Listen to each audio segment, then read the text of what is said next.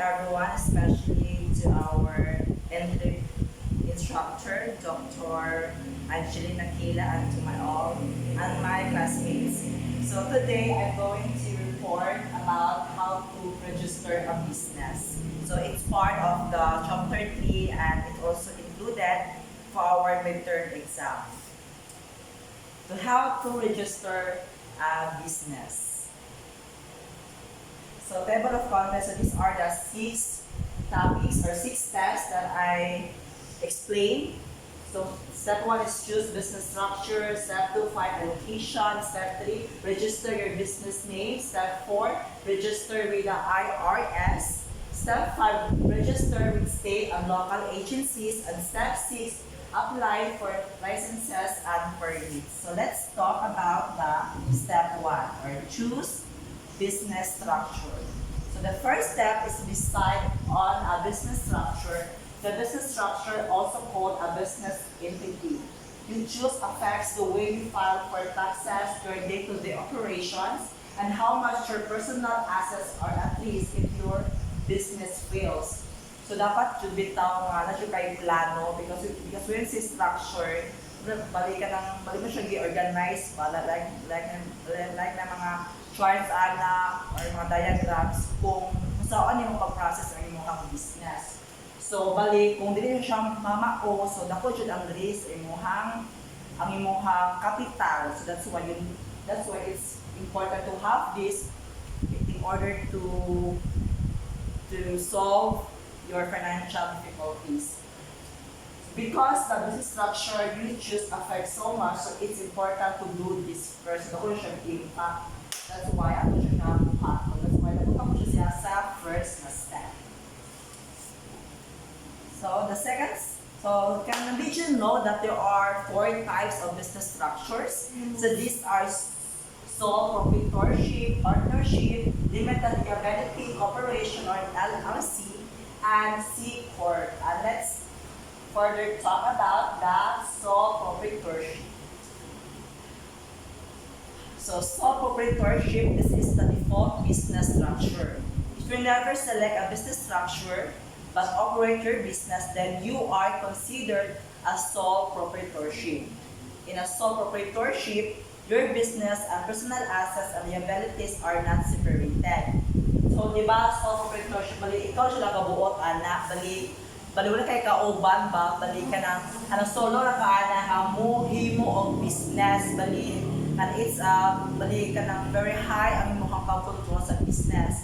And also, ang investment to ana is low jud, tungod kay ikaw naman ang imuhimo sa imong business. So, wala siya kay kauban, wala siya and also, personal assets and liabilities are not separated. So, dito siya magbuwag if you have this structure na sole proprietorship.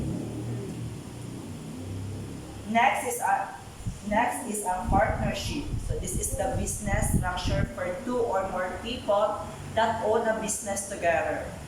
So, unlike sa sole proprietorship, no, ikaw ra usa. So, kanang partnership is kinahanglan siya duha or daghan nga tao para makakalda kaani or para matawag nato nga partnership nga business structure. So there are various types of partnerships. So in a limited partnership or LP, there is typically one partner, the general partner, who is exposed to personal liability, while the other partners, the limited partners, enjoy limited liability. So limited liability partnerships protect all partners from the debt of the business. So muna ang function sa limited liability partnerships, kita mo sure bitaw mag-mine or mag-mine bitaw launsa na itong mga utang, so dapat yun sila they are obliged to do their task nga maprotektahan ilang mga utang. So that's the function of the limited liability partnerships.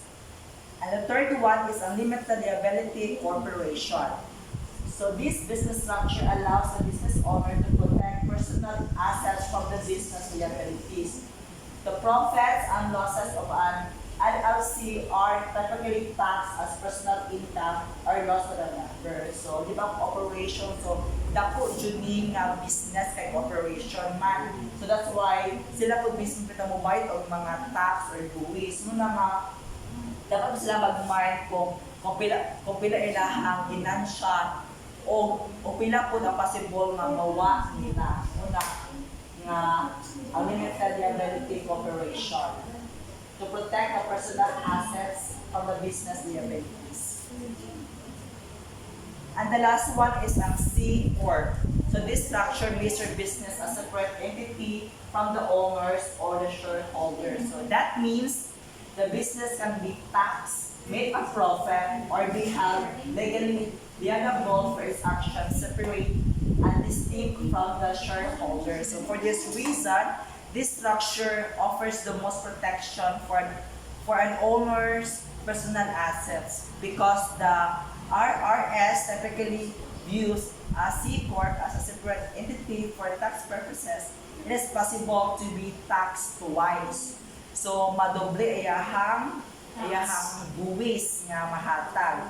So man ang balikan ng mga katuways niya kay first is once when the C Corp makes a profit and also again when the dividends are paid to shareholders. Muna nga madoble ang bias pinagi sa aning circumstances.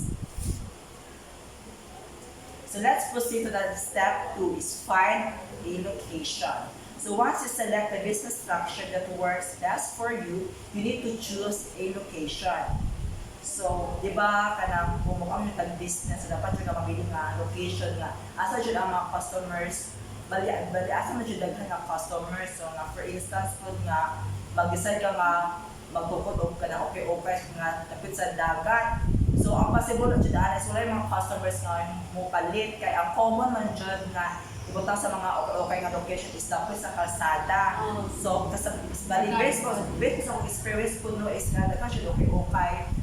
Nga nakitaan sa tubigon, nga napit sa kalsada dyan. So, bali mo na best yun nga location nga naguan sa ka business man or woman.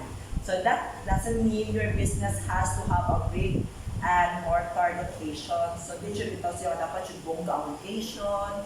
So kaya di mo siya mana ang main nga kanang priority or main nga kanang focusan sa business. Yes. So as far as registering your business goes, it means the address you use for tax filings, receiving important documents from government agencies, or your business bank account.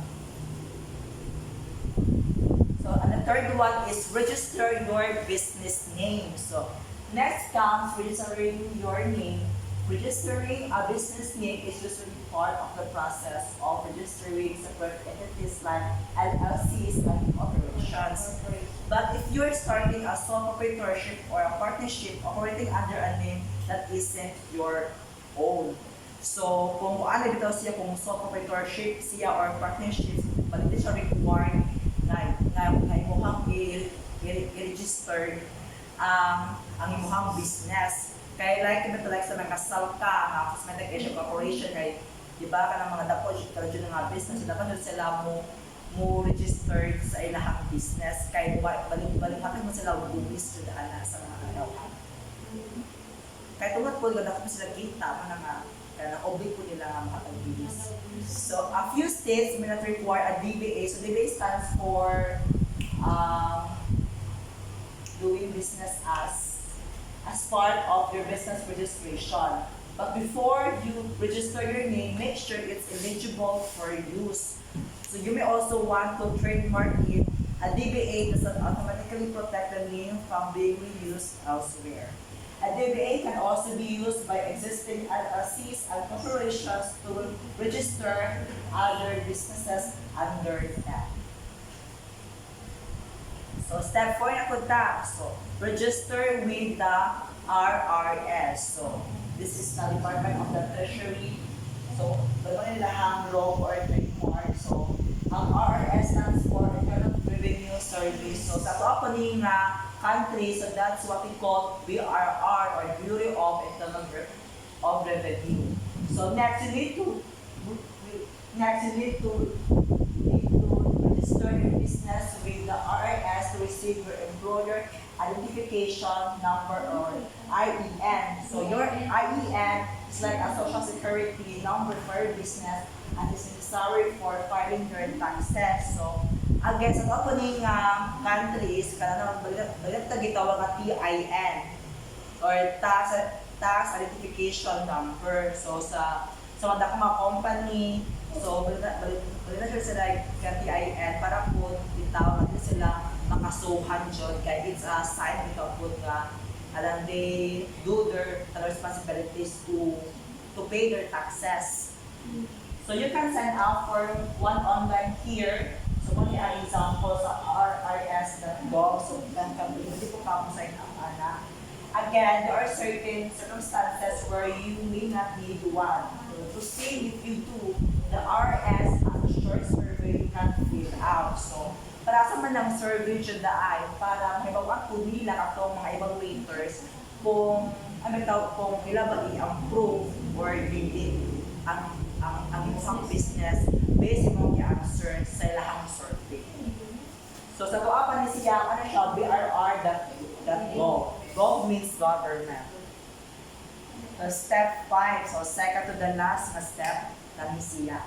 So step 5 is register with state and local agencies. So once all the federal registrations are done, you likely need to register your business with one or more agencies in your state or local government, such as revenue offices. So ang mga examples is mga siya Bureau of Internal Revenue. So mga ang mga examples sa mga revenue offices. So for example, like sa mga salkang company or other yung bitaw mga dagko mga company sa ato ang country is dapat yun sila mo register sa kanang agency like BRR. Yeah, BRR. So if you plan to run payroll, you may also need to register with your state agency to file payroll taxes. So it means dapat mo register sa inyong municipality or yung city po ninyo para po nga makafile mo all ka ng payroll sa taxes. So muna example na mga requirements ay like ni birth certificate, then ID sa BRR, and PIN ID, then how to get a PIN ID. So mga requirements. You are unemployed, even if you are unemployed. So, last but not the least step is apply for licenses and permits. So last, make sure you have all the right licenses and permits you need to begin serving customers. So muna ang example sa permits. So may your permits. Iba ka na nakita mo, bali ako magulpot is naka-search pa ko sa merkado, sa Kalape, sa taas, so patuloy ito mga barber, na shop, isa mo ka sila o gani. So gani ito nga PTI, nga type of certificate. So paano na pagpamatuod dyan nga ang ilang business is na registered siya. Bali ako pag na-customer ka lang, di ba ito kung kabalaka, dyan bitaw, di ba sa akuan po ka na-news ba na sa mga TV patrol or 24 oras, kana kita mga piking ng mga dentist nga nagbuan sa mga customers. So ang bali ang inahang consequences sa ato is atong nila mga ipon bitaw is nakadaot ba man na. So bali ka pud customer mo should unang tan-awon kani nga kind of certificate para na di pa ka mahadlok. So and each industry may have different requirements. So muna ang requirements po sa shagot ka na international na certificate sa business.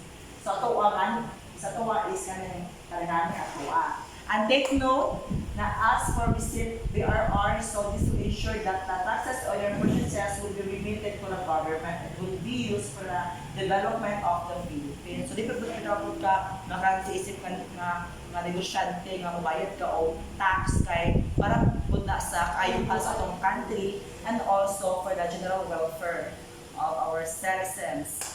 And 2 to 4 years imprisonment for non-issuance of receipt. So report violator, so yung panundi, so muli na mong huwag ng ani. Then, so dapat yun lang mo pass ang mga requirements. Alam nito na, for example, nga magtukod yung business nga walay kanang receipt or certificate, so not sure possibility nga mapriso yung ka 2 to 4 years. And I will end my report of this code. Once you registered your business and gotten the paperwork out of the way, you can focus on the fun part of your job.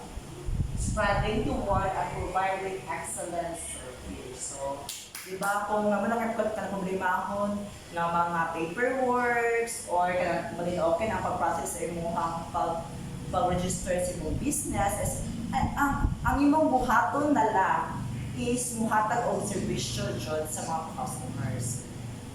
And that would be all, and thank you.